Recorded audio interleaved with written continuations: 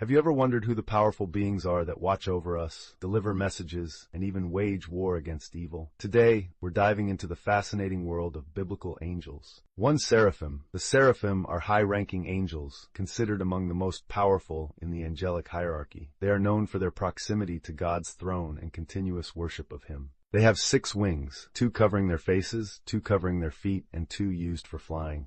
This imagery symbolizes humility, reverence, and swift obedience to God. Seraphim are described in the book of Isaiah, Isaiah 6:1-7, as standing above God's throne, proclaiming His holiness. 2 cherubim. Cherubim are guardians and are often depicted as protectors of sacred spaces and objects. They serve as God's attendants, carrying out specific tasks, especially in protection and guidance. Cherubim are multi-faced beings. In the book of Ezekiel, Ezekiel 10, they are described as having 4 faces, a man, lion, ox, and eagle, and 4 wings, with wheels full of eyes accompanying them. Cherubim are known to guard the Garden of Eden after Adam and Eve's expulsion, Genesis 3:24, and are associated with the Ark of the Covenant. 3 archangels. Archangels are seen as leaders among angels, often sent as messengers to humanity in the Bible. Only 2 archangels are named explicitly, Michael and Gabriel. The book of Daniel, Daniel 10:13-21, and Revelation 12:7-9, refer to Michael as a warrior who leads God's armies against the forces of evil.